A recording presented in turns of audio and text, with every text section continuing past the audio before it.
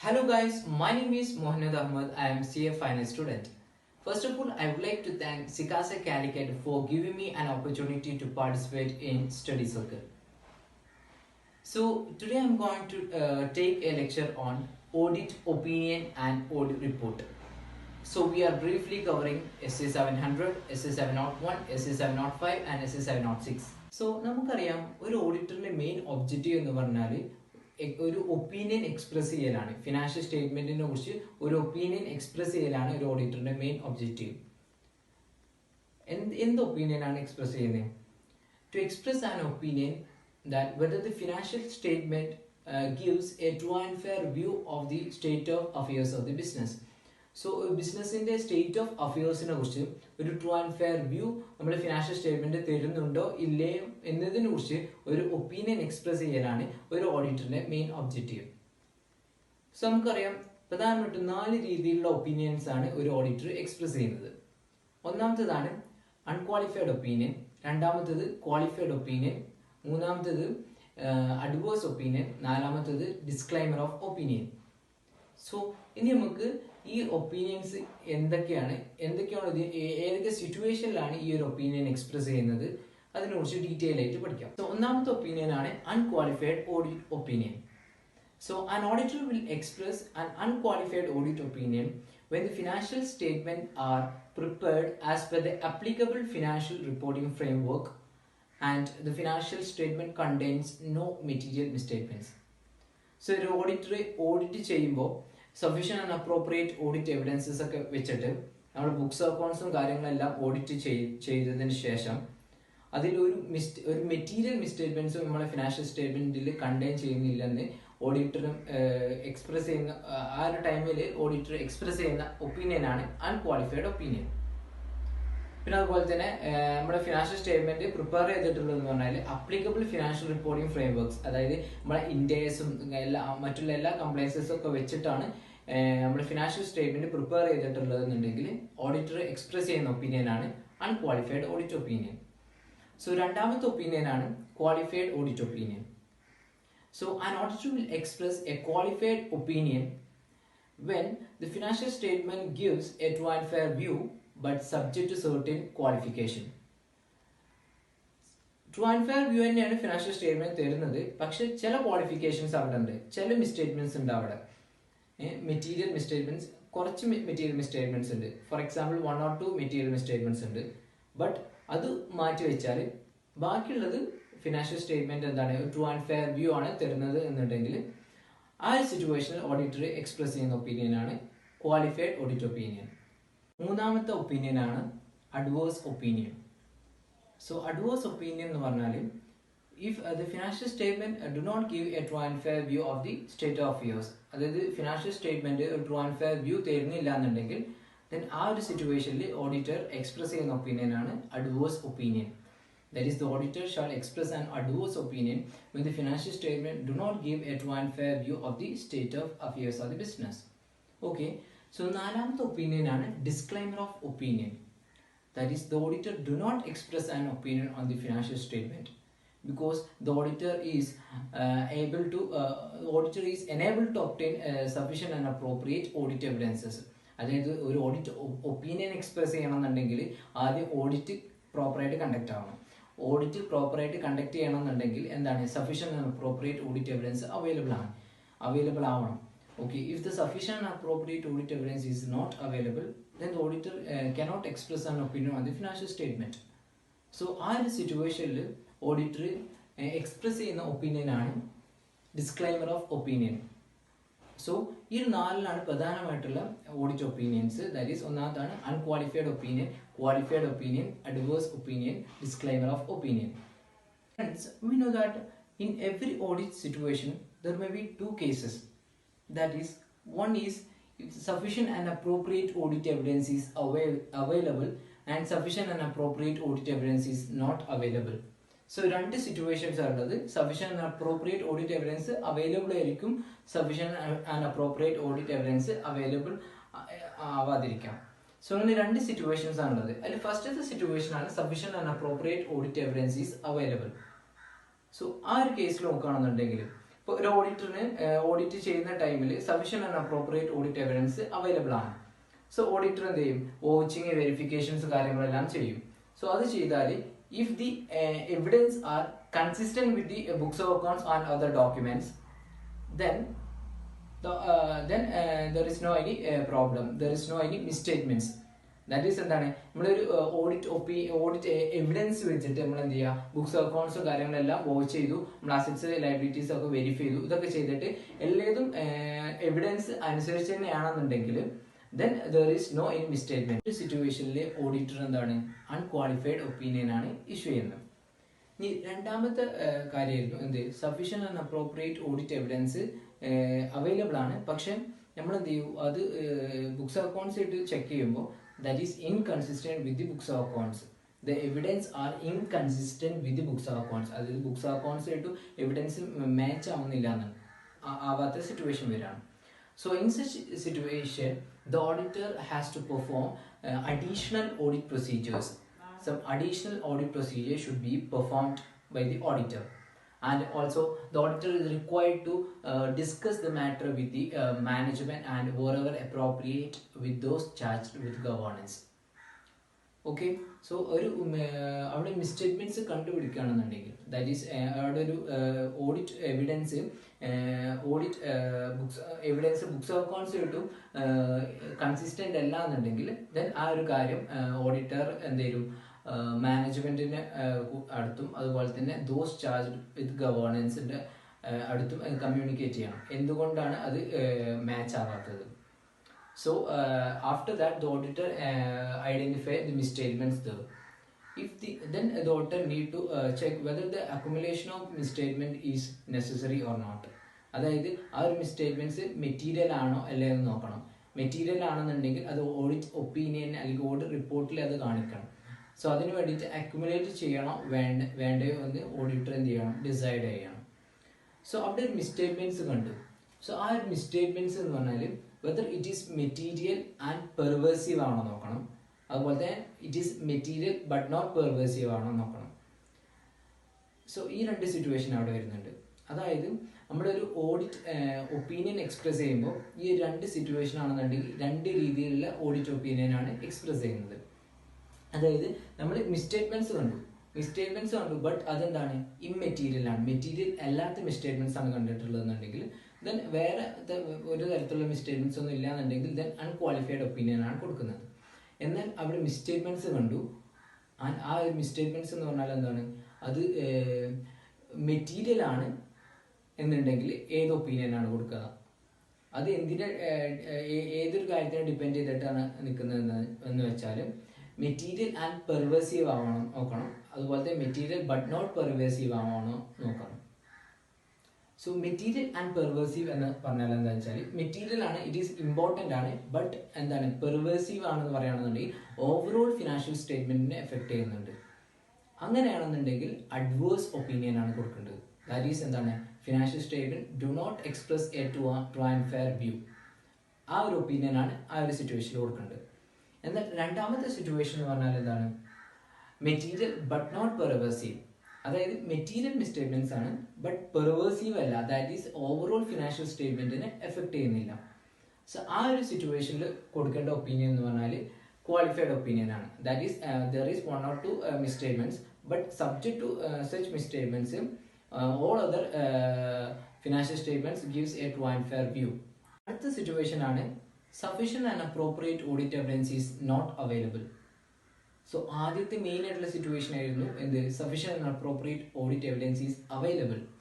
Okay, so now we are going to discuss about the sufficient and appropriate audit evidence is not available. If the sufficient and appropriate audit evidence is not available, then auditor has to discuss the matter with the management and those charged with governance. If there is any valid reason, then auditor has to perform the additional audit procedures and obtain sufficient and appropriate audit evidence. അതായത് ഇതിൽ പറയുന്നത് എന്താ വെച്ചാൽ നമുക്ക് ഒരു audit opinion express ചെയ്യണമെന്നുണ്ടെങ്കിൽ ഒരു sufficient and appropriate audit evidence available ആണ്.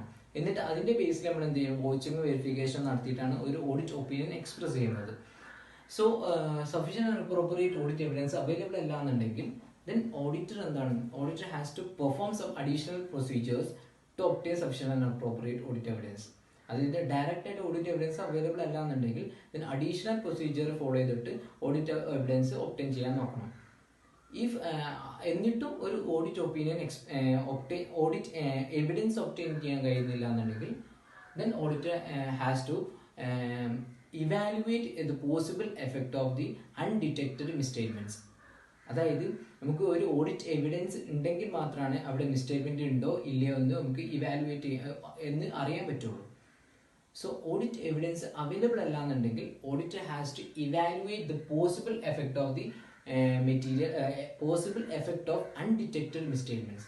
അതായത് ഡിറ്റക്ട് ചെയ്യാൻ കഴിയാത്ത മിസ്റ്റേറ്റ്മെന്റ്സ് ഉണ്ടാവുമല്ലോ, സോ അതിൻ്റെ ഒരു പോസിബിൾ എഫക്റ്റ് എത്രത്തോളം ഉണ്ടെന്ന് ഒരു ഓഡിറ്റർ ഇവാലുവേറ്റ് ചെയ്യണം. അതായത് ഈ ഒരു എവിഡൻസ് അവൈലബിൾ അല്ലാത്തത് കൊണ്ട് ഇതിൽ ഒരു എന്തെങ്കിലും ഒരു മിസ്റ്റേറ്റ്മെന്റ് ഉണ്ടാവുകയാണെന്നുണ്ടെങ്കിൽ ആ ഒരു പെർട്ടിക്കുലർ ട്രാൻസാക്ഷനിൽ എന്തെങ്കിലും ഒരു മിസ്റ്റേറ്റ്മെന്റ് ഉണ്ടാവുകയാണെന്നുണ്ടെങ്കിൽ അതിന്റെ എഫക്റ്റ് എത്രത്തോളമായിരിക്കും, whether it is material and pervasive ആവോ or material but not pervasive ആവോ, ഈ ഒരു എഫക്റ്റ് എന്ത് ചെയ്യണം ഓഡിറ്റർ ഇവാലുവേറ്റ് ചെയ്യണം.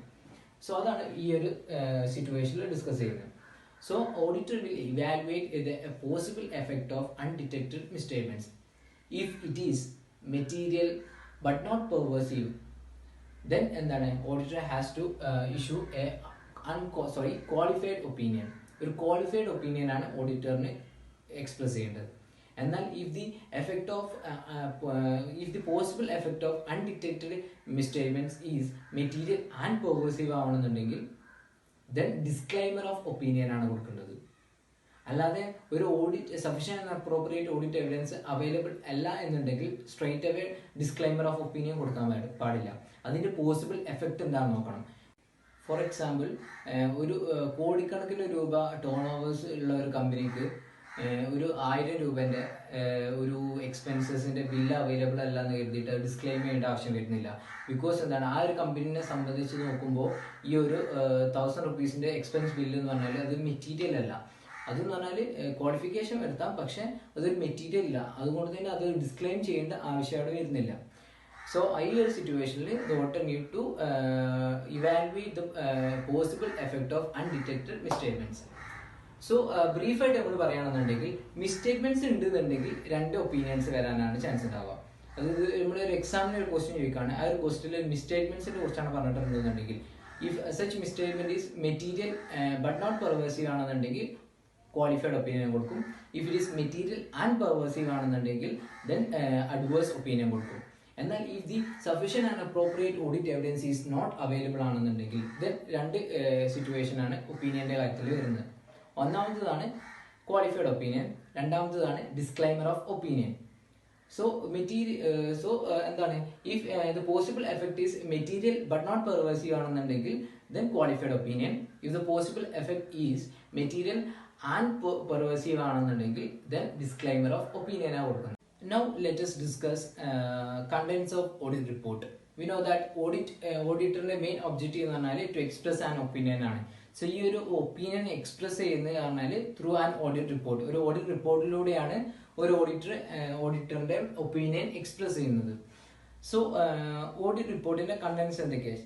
ഒന്നാമത്തേതാണ് title, that is independent auditor's report എന്നൊരു ടൈറ്റിൽ ഉണ്ടാവും. രണ്ടാമത്തേത് അഡ്രസ്, ദാറ്റ് ഈസ് ആർക്കാണത് ഈ ഒരു ഓഡിറ്റ് റിപ്പോർട്ട് ആർക്കാണ് അഡ്രസ് ചെയ്യുന്നത്. For example members of the ABC limited example. Okay, so അടുത്തതാണ് ഓഡിറ്റ് ഒപ്പീനിയൻ.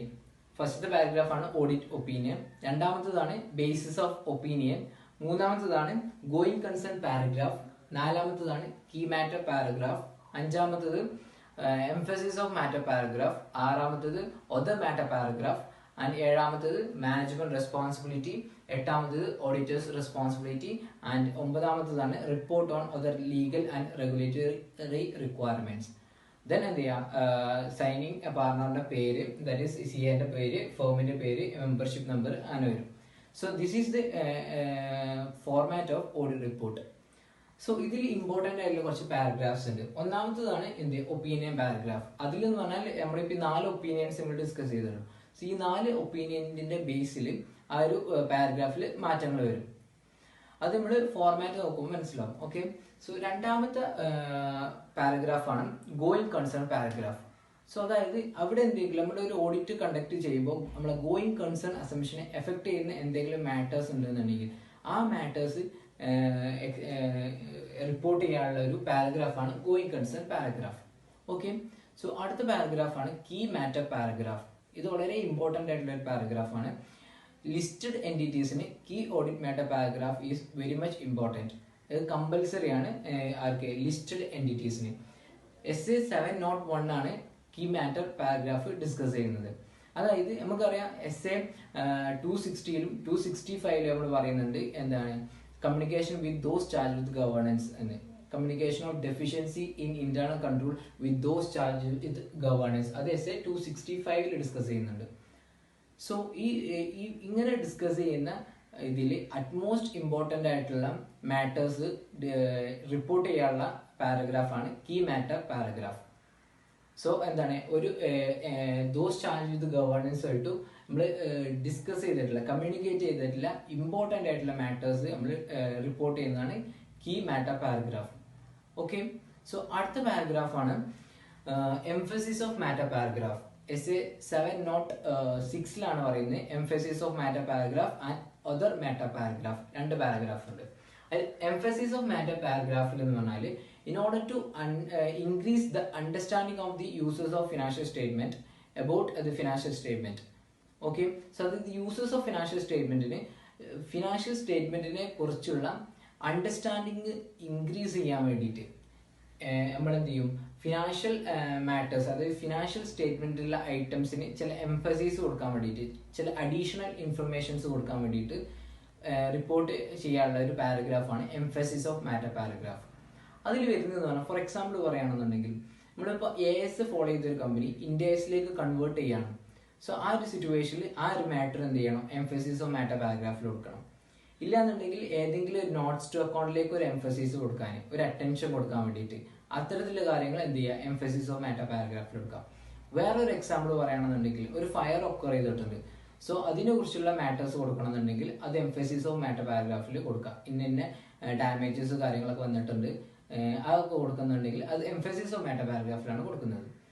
അടുത്ത പാരഗ്രാഫാണ് ഒതർ മാറ്റർ പാരഗ്രാഫ്. SA 706-ൽ തന്നെ ഡിസ്കസ് ചെയ്യുന്നതാണ് other matter paragraph. So other matter paragraph എന്ന് പറഞ്ഞാൽ ഒരു ഓഡിറ്റ് പ്രൊസീജിയർ ഫോളോ ചെയ്തത്, എന്തൊക്കെ ഓഡിറ്റ് പ്രൊസീജിയേഴ്സ് ആണ് ഫോളോ ചെയ്തത്, എന്തൊക്കെ ടെക്നിക്ക് യൂസ് ചെയ്തു, ഇങ്ങനെയുള്ള കാര്യങ്ങളൊക്കെ റിപ്പോർട്ട് ചെയ്യുന്ന പാരഗ്രാഫാണ് ഒതർ മാറ്റർ പാരഗ്രാഫ്. സോ അതിലെന്ന് പറഞ്ഞാൽ ഇപ്പോൾ ഒരു ഓഡിറ്റർ ഒരു എക്സ്പേർട്ടിന്റെ ഒപ്പീനിയൻ ഒബ്റ്റെയിൻ ചെയ്തിട്ടുണ്ട്, അല്ലെങ്കിൽ അയാളുടെ ഒരു അസിസ്റ്റന്റ്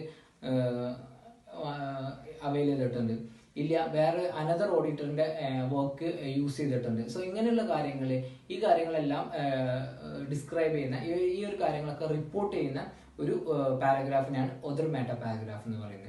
പിന്നെ അതുപോലെ തന്നെ മാനേജ്മെന്റ് റെസ്പോൺസിബിലിറ്റി, അത് നമ്മൾ SA 200-ൽ ഡിസ്കസ് ചെയ്യുന്നത്. അതുപോലെ തന്നെ ഓഡിറ്റേഴ്സ് റെസ്പോൺസിബിലിറ്റി, ഈ കാര്യങ്ങളൊക്കെ കൊടുക്കണം. പിന്നെ അതുപോലെ തന്നെ വേറെയുള്ള ഓരോ സ്റ്റാറ്റ്യൂട്ടറി റിക്വയർമെന്റ്സ് ആയിട്ട് കംപ്ലൈ ചെയ്യുന്നുണ്ടോ അതായിട്ടുള്ള റിപ്പോർട്ടിംഗ് റിക്വയർമെന്റ്സ്, ഈ കാര്യങ്ങൾ കൊടുക്കുന്നതാണ് other report on other statutory requirements or regulatory requirements എന്ന് പറയുന്ന ലാസ്റ്റത്തെ പാരഗ്രാഫ്.